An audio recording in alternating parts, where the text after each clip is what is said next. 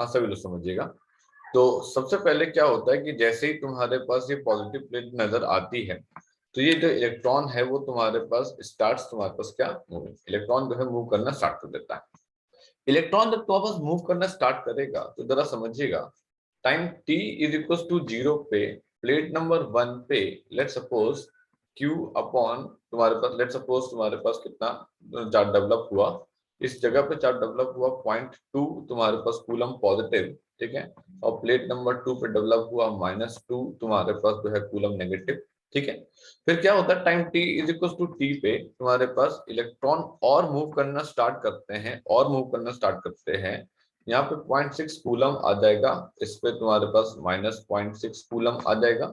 ये plate number 1 ये है, प्लेट नंबर 2 ये है, ठीक है। Time t is equal to, और तुम्हारे पास जो है क्या नाम है, t बीता है, तो 0.9 कूलम यहाँ आ जाएगा, -0.9 कूलम यहाँ आ जाएगा, ठीक है। और तुम्हारे पास इलेक्ट्रॉन जाते हैं जाते हैं जाते हैं, इस प्लेट में जब पहुंचना शुरू करते हैं, तो जैसे ही आप किसी दो अनचार्ज्ड मेटल प्लेट्स को बैटरी नहीं देंगे, तो उन पे जितना भी चार्ज है वो उतना ही मेंटेन रहेगा। मतलब equal number of negative equal number of positive एक दूसरे को कैंसिल कर देंगे, तो हम कहेंगे कि नेट चार्ज 0 रहेगा। लेकिन अगर आप कभी अपनी दो प्लेट्स को बैटरी प्रोवाइड कर देंगे, तो बैटरी एक तरीके से उन प्लेट्स को ये इजाजत देती है कि अब आप अपने इलेक्ट्रॉन्स छोड़ सकते हैं, हम यहाँ से इलेक्ट्रॉन छोड़ देंगे और प्लेट नंबर 2 को दे देंगे। जैसे ही आप T is equal to capital T पे पहुंचते हैं, तो 1 कूलम चार्ज तुम्हारे पास पॉजिटिव और माइनस तुम्हारे पास 1 कूलम चार्ज तुम्हारे पास जो है नेगेटिव डेवलप हो जाता है। तो इसका मतलब ये हुआ कि इन दोनों पर्टिकुलर प्लेट्स पे, इस प्लेट पे जो चार्ज है वो प्लस क्यू डेवलप हो जाता है, और इस पर्टिकुलर प्लेट पे चार्ज वहां पर डेवलप हो जाता है कितना, तुम्हारे पास जो है माइनस क्यू डेवलप हो जाता है। अब मेरी बात को समझिएगा कि हमने दो प्लेट तो ले ली, हमने दो अनचार्ज मेटल प्लेट तो ले ली, हमने इन दो प्लेट को पहले कोई बैटरी नहीं दी थी, तो उस समय ठीक है नो चार्ज वाज फ्लोइंग, कोई पर्टिकुलर चार्ज जो है वो तुम्हारे पास फ्लो नहीं कर रहा था, ठीक। लेकिन उसके बाद हमने इनको बैटरी दे दी, तो प्लेट नंबर 1 को ये पता लगा कि यार नीचे तो कोई पॉजिटिव टर्मिनल आया हुआ है, तो प्लेट नंबर 1 के इलेक्ट्रॉन्स को ये कहा गया कि अब आप लोग जा सकते हैं। तो धीरे धीरे प्लेट नंबर 1 के इलेक्ट्रॉन निकलना शुरू हुए।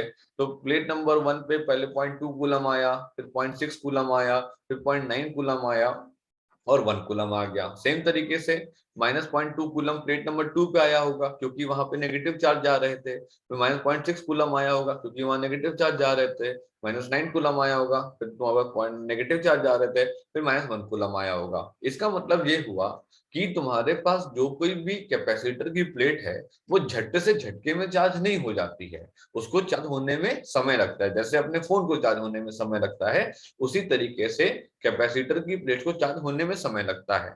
तो अगर आप इनिशियली ध्यान से देखें, तो अगर आपको ये पता लगे कि ये तुम्हारे पास प्लेट 1 पे भी चार्ज तुम्हारे पास जो है 0 कूलम था, प्लेट 2 पे भी चार्ज तुम्हारे पास 0 कूलम था, इसका मतलब है प्लेट 1 पे भी पोटेंशियल 0 वोल्ट था, इसका मतलब है प्लेट 2 पे भी पोटेंशियल 0 वोल्ट था। तो प्लेट 1 पे भी पोटेंशियल 0 वोल्ट था, प्लेट 2 पे पोटेंशियल 0 वोल्ट था। लेकिन अब स्थिति कुछ और है। क्या स्थिति है? अब ये कह रहा है कि प्लेट 1 पे जो पोटेंशियल है वो प्लस वी है, और प्लेट 2 पे जो पोटेंशियल है वो कितना है, माइनस वी। बात को समझिएगा, प्लेट 1 पे जो पोटेंशियल है वो प्लस वी है, प्लेट 2 पे जो पोटेंशियल है वो माइनस वी है। इसने ये कहा कि जब भी कोई तुम्हारे पास बैटरी लेकर के आते हो तो उसके साथ लेकर के आते हो क्या, पोटेंशियल डिफरेंस, ठीक है। आफ्टर तुम्हारे पास फ्लोइंग ऑफ चार्ज, इसने क्या बोला, इसने बोला कि आफ्टर तुम्हारे पास फ्लोइंग ऑफ चार्ज, चार्ज के फ्लो होने के बाद, ठीक है, व्हेन तुम्हारे पास when the potential difference between the plates, when the potential difference between the plates, ठीक है, has been established, has been established, has been established equal to potential difference, equal to potential difference of battery। पहले तो plates के पास तुम्हारे पास net charge 0 था, वो अनचार्ज plate थी, आपने बैटरी नहीं लगाई थी, आपने बैटरी लगा दी, प्लेट नंबर 1 से इलेक्ट्रॉन निकलना शुरू हुए, प्लेट नंबर 2 पे इलेक्ट्रॉन जाना शुरू हुए। प्लेट नंबर 1 पे जब इलेक्ट्रॉन निकलना शुरू हुए, वहां पे डेफिशिएंसी ऑफ द इलेक्ट्रॉन होना शुरू हो गई। प्लेट नंबर 2 पे इलेक्ट्रॉन जाना शुरू हुए, वहां पे इलेक्ट्रॉन्स का एक्सेस होना शुरू हो गया। प्लेट नंबर 1 पे plus positive Q charge develop हो गया कुछ समय बाद, और प्लेट नंबर 2 पे माइनस क्यू चार्ज डेवलप हो गया। ठीक, तो हमने कहा कि after flowing of the charge when potential difference between the plates has been established and equal to the potential difference of battery, ठीक है, देन आफ्टर इट ठीक है, no more then after it no more charge can flow, then after it no more तुम्हारे पास जो है charge can flow. ठीक है, उसके बाद तुम्हारे पास कोई भी चार्ज फ्लो नहीं हो सकता। इसका मतलब ये हुआ कि तुम्हारे पास कैपेसिटर की प्लेट्स जब तुम्हारे पास चार्ज हो रही थी, बात को समझेगा, जब कैपेसिटर की प्लेट्स तुम्हारे पास चार्ज हो रही थी तो वो तब तक चार्ज होती हैं जब तक कि potential difference of the battery becomes equal to the potential difference between the plates of the capacitor. इसी को हम लोग बोलते हैं तुम्हारे पास क्या, स्टेडी स्टेट ऑफ कैपेसिटर। ठीक है, इसी इसी को हम लोग बोलते हैं तुम्हारे पास क्या, स्टेडी स्टेट ऑफ कैपेसिटर। तो क्या मतलब हुआ स्टेडी स्टेट ऑफ कैपेसिटर का? स्टेडी स्टेट ऑफ कैपेसिटर कहता है कि देखो भाई, हम तो दो प्लेट थे, हम तो अनचार्ज मेटल प्लेट्स थे, ठीक, और हमको कोई नॉलेज नहीं थी, कुछ भी नहीं पता था। आपने पहले हमको बैटरी नहीं दी तो हमने अपने अपने चार्ज को मेंटेन कर लिया, और हमारे पास नेट चार्ज जीरो था, और हमारे पास पोटेंशियल डिफरेंस भी जीरो था, क्योंकि हमारे पास पोटेंशियल जीरो था। उस समय किसी भी तरीके का कोई चार्ज फ्लो नहीं कर रहा था। लेकिन जब आपने अपनी प्लेट्स पे तुम्हारे पास बैटरी लगा के दे दी, तो जो पॉजिटिव टर्मिनल था वो प्लेट नंबर 1 से जुड़ा, और जो नेगेटिव टर्मिनल था वो प्लेट नंबर 2 से जुड़ा। पॉजिटिव टर्मिनल जो प्लेट नंबर 1 से जुड़ा, वहां से इलेक्ट्रॉन निकलना शुरू हुए, और नेगेटिव टर्मिनल जो कि तुम्हारे पास प्लेट नंबर 2 से तुम्हारे पास जुड़ा, वहां पे इलेक्ट्रॉन जाना शुरू हुए। तो कुछ समय के बाद, कुछ टी टाइम के बाद, तुम्हारे पास प्लेट नंबर 1 पे पॉजिटिव चार्ज डेवलप हो गया, प्लेट नंबर 2 पे नेगेटिव चार्ज डेवलप हो गया। अब इनके बीच में जो पोटेंशियल डिफरेंस आया है, ये उतना ही पोटेंशियल डिफरेंस है जो कि बैटरी के द्वारा लेकर के आया गया था। उसके बाद कोई और एक्स्ट्रा चार्ज फ्लो नहीं कर सकता इन दो प्लेट्स के बीच में किसी भी तरीके से। इसी को बोलते हैं तुम्हारे पास क्या, steady state of capacitor. Clear हुआ सभी लोग को? समझ आया? ठीक है, अब इसने क्या बोला, इसने कहा कि इनिशियली तुम्हारे पास जो है पोटेंशियल डिफरेंस बिटवीन प्लेट्स जो था वो तुम्हारे पास कितना था, वो 0 वोल्ट था। ठीक है, अब इसने कहा कि फाइनली पोटेंशियल डिफरेंस तुम्हारे पास जो बिटवीन प्लेट्स है, फाइनली पोटेंशियल डिफरेंस बिटवीन जो तुम्हारे पास प्लेट्स है, वो तुम्हारे पास V तुम्हारे पास वोल्ट हो गया है। ठीक है, और ये बैटरी के पोटेंशियल डिफरेंस के बराबर होगा। ठीक है, फिर इसने क्या बताया कि इनिशियली तुम्हारे पास no charge on plates, initially तुम्हारे पास जो है नो चार्ज ऑन प्लेट्स, पहले प्लेट्स पे कोई भी चार्ज नहीं था, तो क्यू इनिशियल तुम्हारे पास 0 हो गया। एंड फाइनली तुम्हारे पास जो है चार्ज ऑन तुम्हारे पास प्लेट्स डेवलप हो गया है। तो वी कैन से कि भैया जो क्यू फाइनल तुम्हारे पास आया है वो होगा C इंटू वी ऑफ तुम्हारे पास क्या, बैटरी। क्यों? क्योंकि C का फॉर्मूला होता है तुम्हारे पास Q अपॉन V होता है। तो हमने ये कहा कि हमको ये बताओ कि अब कितना चार्ज डेवलप हो गया है, तो फाइनल चार्ज जो कि प्लेट्स पे डेवलप हो गया है वो हो गया है Q equals to C into V battery. V battery मतलब पोटेंशियल डिफरेंस ऑफ तुम्हारे पास बैटरी। तो आपके पास एक बहुत कॉमन सा क्वेश्चन आया करेगा कि हमने जो कैपेसिटर है ना, उसको हमने किसी पर्टिकुलर बैटरी पे कनेक्ट किया, बताइए कि कितना चार्ज उस पर्टिकुलर बैटरी के द्वारा ड्रॉ करके कैपेसिटर की प्लेट में आया। ठीक है, तो हम यहाँ पे लिखेंगे क्या कि अमाउंट ऑफ चार्ज, ठीक है, withdrawn amount of charge withdrawn, ठीक है, फ्रॉम तुम्हारे पास battery, amount of charge withdrawn from battery to plates can be written by formula Q is equal to तुम्हारे पास क्या, C इंटू तुम्हारे पास क्या, V बैटरी। तो अगर हम कैपेसिटेंस आपको बता दें, potential difference of the battery बता दें, तो आप बड़े आराम से प्लेट्स में डेवलप होने वाला चार्ज हमको बता सकते हैं। क्लियर हुआ सभी लोग को? लिखिए इतना, नोट कर लीजिए, इंपॉर्टेंट डायग्राम बना लीजिए, और क्या नाम है, बस मेन चीज लिख लीजिए, सारी चीजें लिखने की कोई जरूरत नहीं। और किसी को डाउट है तो बताइए।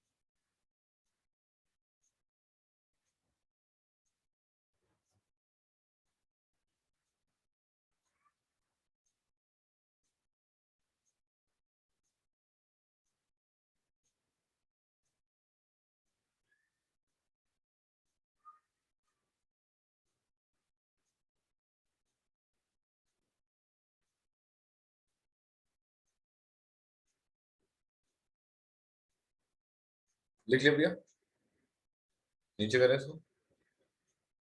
Yes sir.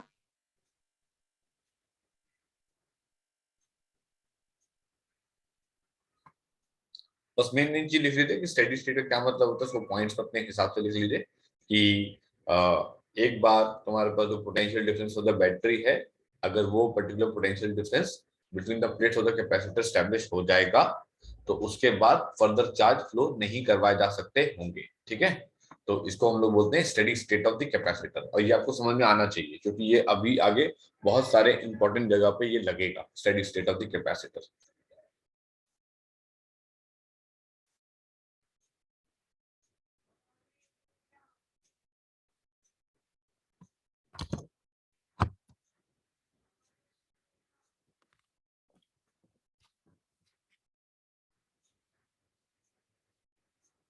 से थोड़ा सा नीचे कर दीजिए प्लीज।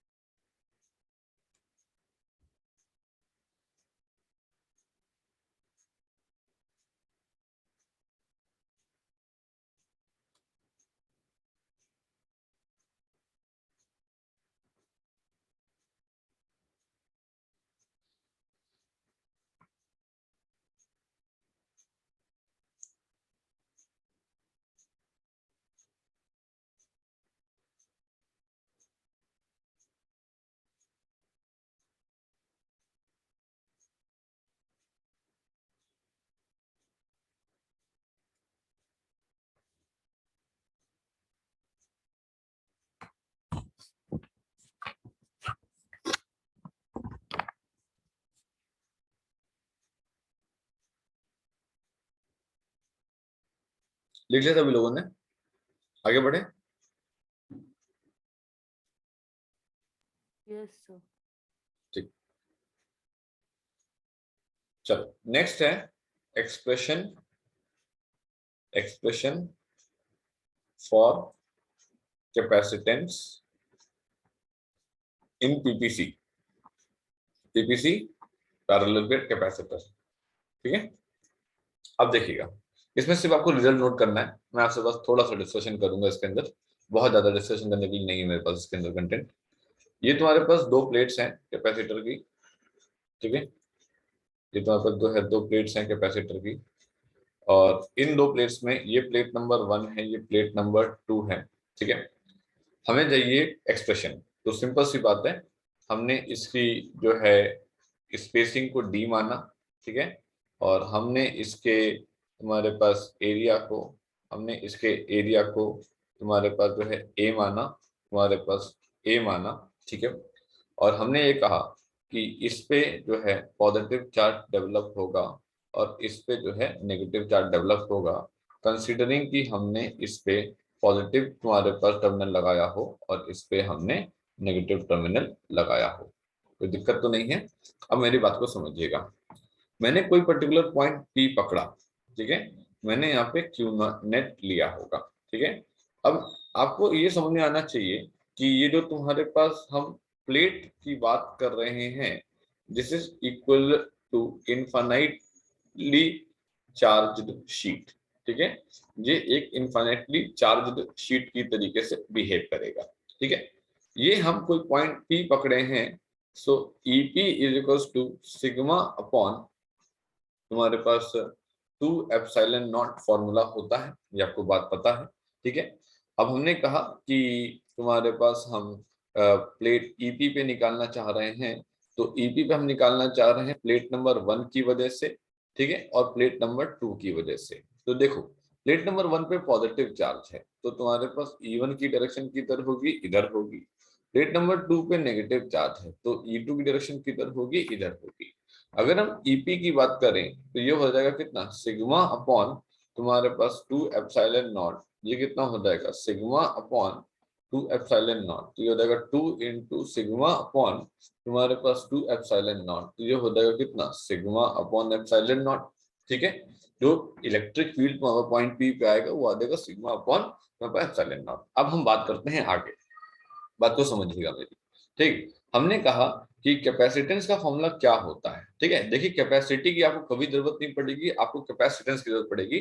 कैपेसिटेंस का फॉर्मूला होता है Q अपॉन तुम्हारे पास जो है V। ठीक है, आप कहोगे कि ठीक कोई बात नहीं है, कोई दिक्कत वाली बात नहीं है। E जो हमने पढ़ा है, E सर होता है माइनस तुम्हारे पास dV अपॉन तुम्हारे पास dr। ठीक है, ये फॉर्मूला आपको बहुत इस्तेमाल करना पड़ेगा, इस फॉर्मूला का ध्यान रखिएगा। अब आप समझिए, ये तुम्हारे पास जो है हाई पोटेंशियल कहलाएगा, है ना। ये तुम्हारे पास क्या कहलाएगा, ये कहलाएगा हाई पोटेंशियल। ये आपके पास क्या कहलाएगा, ये आपके पास कहलाएगा क्या, लो पोटेंशियल कहलाएगा। ठीक है, हमने कहा ठीक कोई बात नहीं। तो हमने कहा कि इसको क्या ऐसे लिख सकते हैं, E इक्वल्स टू तुम्हारे पास डेल्टा V अपॉन तुम्हारे पास जो है कितना, तुम्हारे पास डेल्टा R। हाँ बिल्कुल लिख सकते हैं।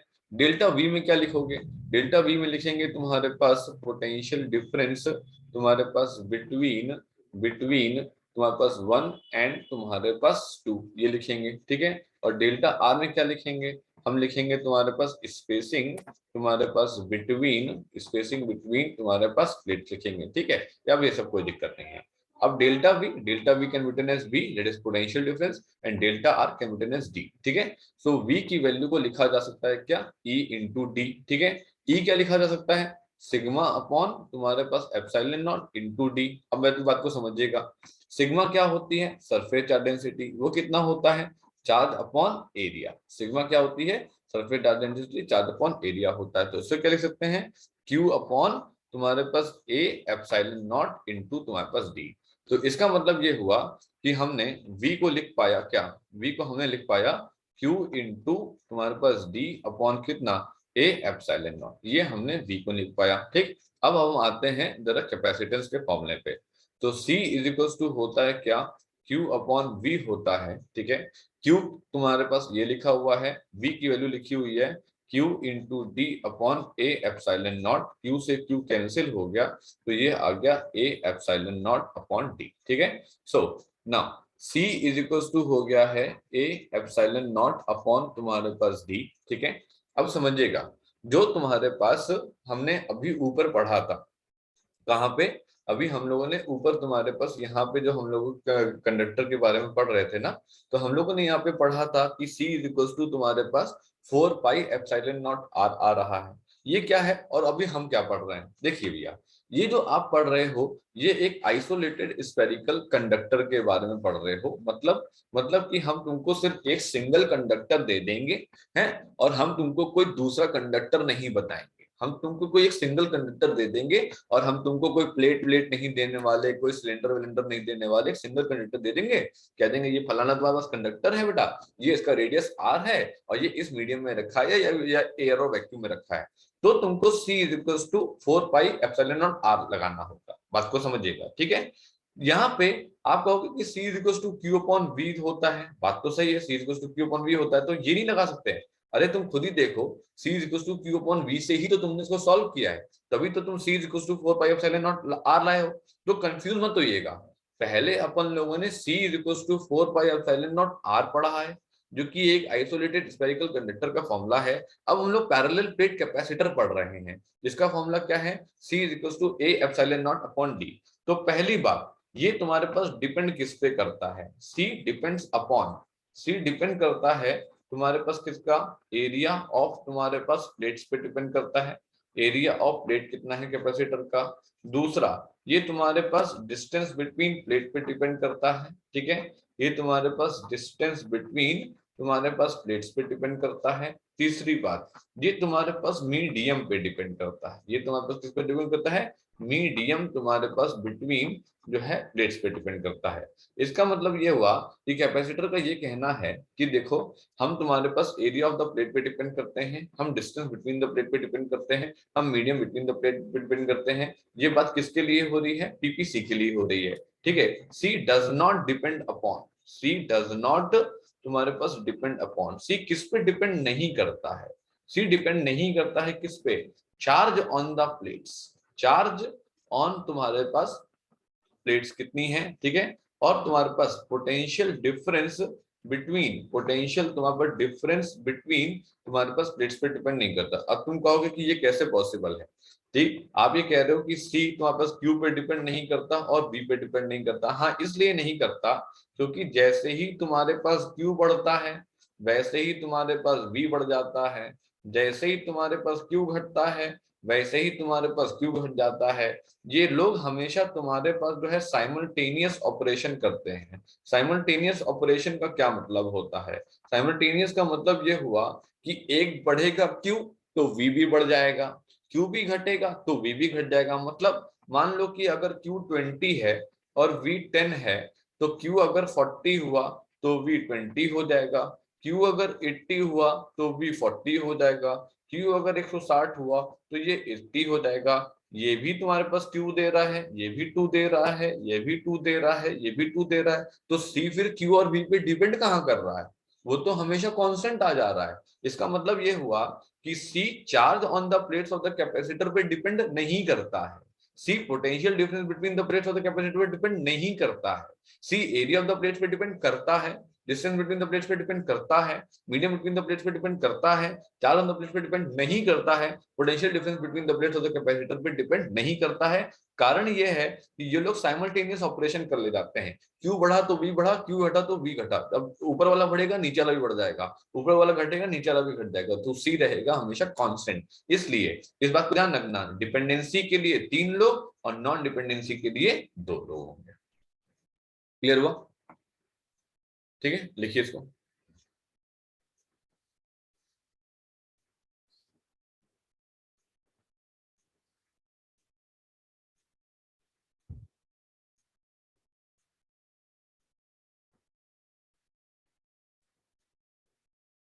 यहां तक किसी कोई डाउट है तो बताइए, किसी को भी कोई हल्की सी कोई डाउट लग रही है तो बताइए यहां तक।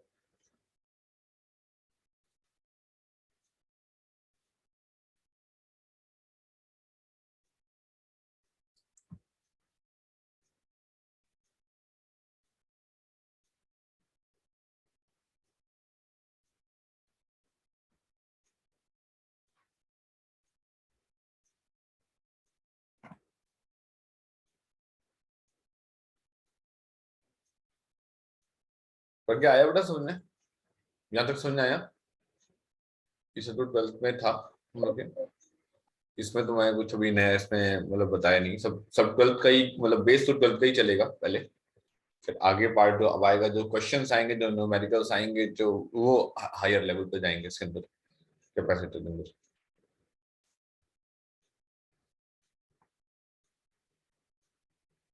मेन फॉर्मूला नोट कर लीजिए, डेरिवेशन डेरिवेशन नोट करने की कोई जरूरत नहीं है, डिपेंडेंसी फैक्टर्स नोट कर लीजिए, नॉन डिपेंडेंसी फैक्टर्स नोट कर लीजिए।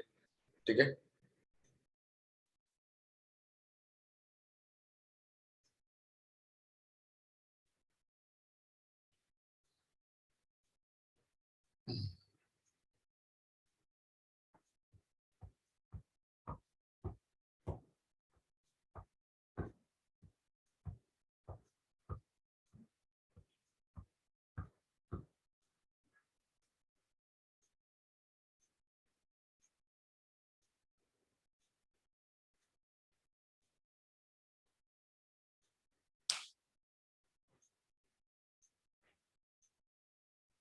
लिख लीजिएगा तो बता दीजिएगा।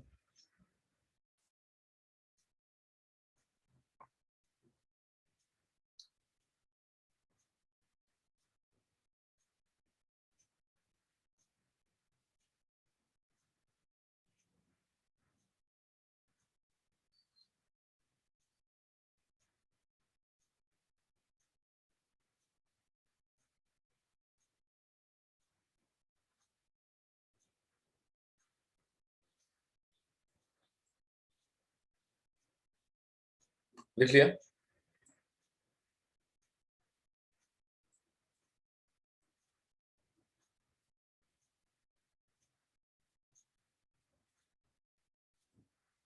C depends upon the area of the plate, C depends upon the area distance between the plates। अभी ये ज्योमेट्रिकल कॉन्फ़िगरेशन के जब सवाल आएंगे तो इसका बहुत इस्तेमाल पड़ेगा आपको, और ये आपको पता होना चाहिए।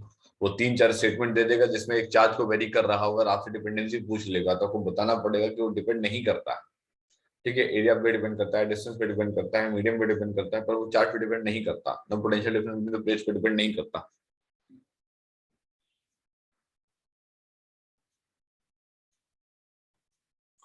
क्लियर हुआ?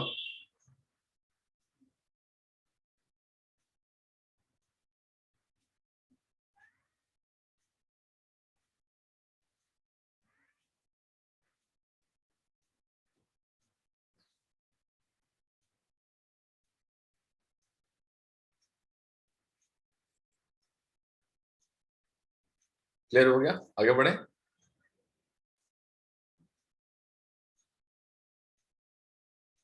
हो गया कि नहीं? हाँ ना तो बताओ यार, कम से कम तुम लोग। Yes sir. यस हो सर। गया। चलो आगे बढ़ते हैं। नेक्स्ट आता है। सर एक मिनट, हाँ हाँ एक रुक मिनट जाए। थोड़ा सा ऊपर। हाँ हाँ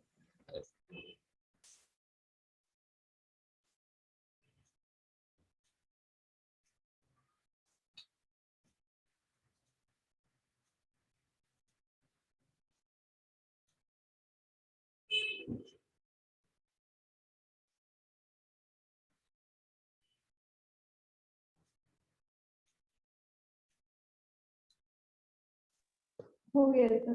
ठीक है। अब देखिएगा, जरा एक इम्पॉर्टेंट पॉइंट मैं बताना चाहूंगा यहाँ पे। ठीक है। Redistribution of charges. Redistribution of charges. अभी रीडिस्ट्रीब्यूशन ऑफ चार्जेस का क्या कॉन्सेप्ट है? इसने कहा कि हम एक कंडक्टर ले रहे हैं और एक और कंडक्टर ले रहे हैं। ठीक। इस कंडक्टर पे तुम्हारे पास कुछ चार्ज है। ठीक। लेट सपोज ये चार्ज कितना है? Q1 है। इस कंडक्टर पे कुछ चार्ज है। ये कितना है चार्ज? ये Q2 चार्ज है। इस कंडक्टर का रेडियस R1 है, इस कंडक्टर का रेडियस R2 है। ध्यान से समझिएगा, इससे बहुत बेहतरीन बेहतरीन सवाल बनते हैं। अब इसने कहा कि V1 को लिखा जा सकता है 1/4 पाई एप्सिलॉन नॉट Q1 अपॉन तुम्हारे पास R1, और V2 को लिखा जा सकता है 1/4 पाई एप्सिलॉन नॉट Q2 अपॉन तुम्हारे पास कितना R2। ठीक है। When both the isolated conductors are connected by thin wire, ठीक, charge will flow from higher potential to lower potential till the potential becomes equal,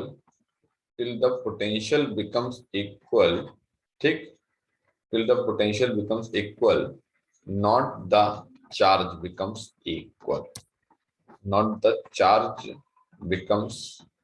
तुम्हारे पास इक्वल। मेरी बात को ध्यान से सुनिएगा, यहाँ पे इतना इस पे फोकस क्यों कर रहे हैं? ऐसा है कि यहाँ पे हमसे कहा गया है कि जब दो आइसोलेटेड कंडक्टर नंबर 1 और कंडक्टर नंबर 2, इनिशियली को कुछ चार्ज दिया गया है Q1 और Q2, और अगर इनको किसी थिन वायर से कनेक्ट किया गया है, मतलब कि ये तुम्हारे पास कंडक्टर्स थे और इन कंडक्टर्स को तुम्हारे पास हमने जो है कनेक्ट किया है। ठीक है। और कनेक्ट किया है हमने इनको किसी जो है थिन वायर से, हमने इनको जो है कनेक्ट किया है। जब हमने इन कंडक्टर्स को कनेक्ट किया है तो सिंपल सी बात है, चार्ज फ्लो होगा, चार्ज फ्लो होकर के इधर आएगा। ये कैसे पता? हम मान ले रहे हैं कि ये हायर पोटेंशियल पे है और ये तुम्हारे पास लोअर पोटेंशियल पे है। चार्ज तुम्हारे पास तब तक फ्लो होकर के आएगा जब तक चार्ज बराबर ना हो जाए। गलत बात। चार्ज तुम्हारे पास तब तक फ्लो होकर के एक कंडक्टर से दूसरे कंडक्टर पे आएगा जब तक कि पोटेंशियल बराबर ना हो जाए। ठीक है। चार्ज का बराबर हो ना हो कोई मतलब नहीं है, पोटेंशियल जब तक बराबर ना हो जाए तब तक चार्ज जो है फ्लो होता रहेगा। बात को समझिएगा। ठीक। अब इसने कहा कि बिफोर तुम्हारे पास फ्लोइंग ऑफ चार्जेस के फ्लो होने के पहले, ठीक है, तो तुम्हारे पास बिफोर में अगर देखा जाए तो कंडक्टर 1 पे तुम्हारे पास चार्ज था Q1, ठीक है, और कंडक्टर 2 पे तुम्हारे पास चार्ज था तुम्हारे पास Q2, ठीक है। पोटेंशियल था V1, पोटेंशियल था V2, ठीक, कैपेसिटेंस था C1, कैपेसिटेंस था C2। इसने कहा कि आफ्टर, ठीक है, potential, after potential becomes equal, after potential becomes equal, जब पोटेंशियल तुम्हारे पास बराबर हो गया तब इसने क्या बोला, तब इसने क्या कहा, इसने कहा कि चार्ज अब Q1 डैश हो जाएगा, चार्ज अब Q2 डैश हो जाएगा, पोटेंशियल V और V हो जाएगा और कैपेसिटेंस C1 और C2 बराबर रहेगा।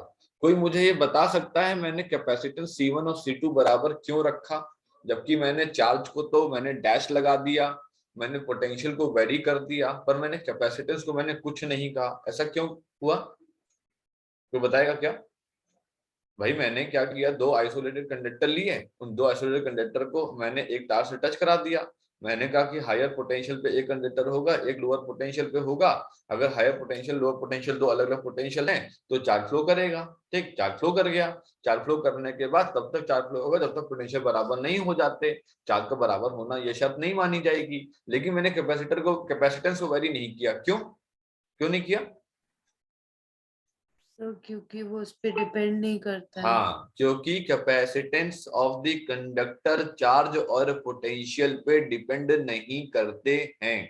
बात को समझिएगा, हमने एक आइसोलेटेड कंडक्टर से दूसरे आइसोलेटेड कंडक्टर पे चार्ज का फ्लो करवाया है क्योंकि एक के पास हाइयर पोटेंशियल, एक के पास लोअर पोटेंशियल था। ये काम तब तक होता रहेगा जब तक कि पोटेंशियल बराबर ना हो जाए, चार्ज के बराबर होने की कोई शर्त नहीं है। और हमने ये कहा कि यहाँ पे जो कैपेसिटेंस है, जो कि Q अपॉन V जिसका फॉर्मूला होता है, वो ना तो Q पे डिपेंड करे ना तो V पे डिपेंड करे, इसलिए हमने C1 और C2 को बराबर रखा।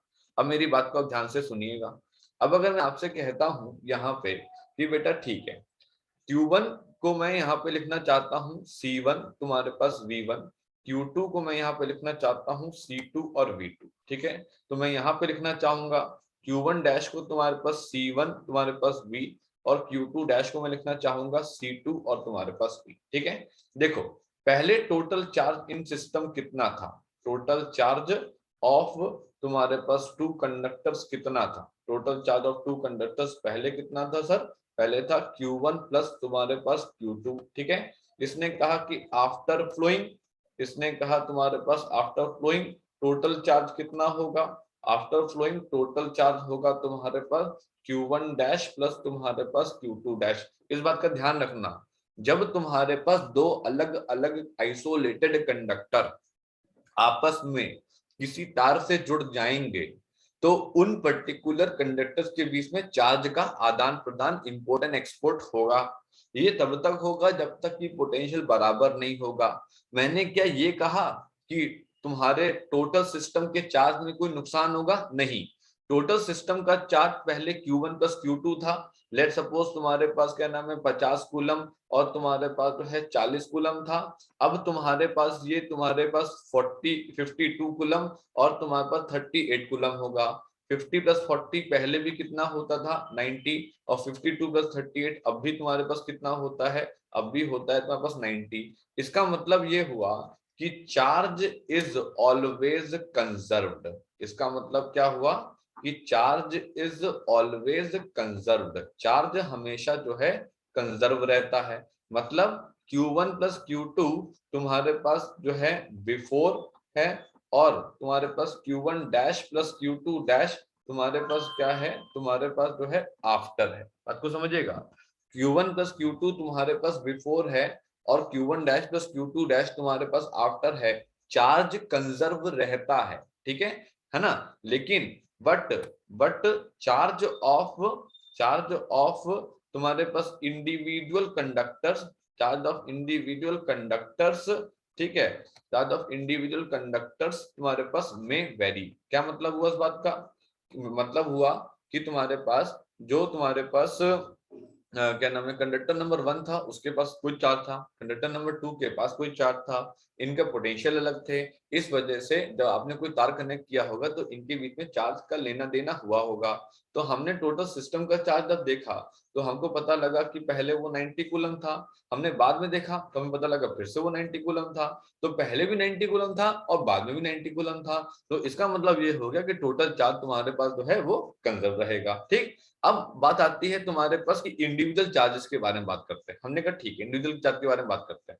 अब हमने बात करी है तुम्हारे पास Q1 डैश अपॉन तुम्हारे पास Q2 डैश के बारे में।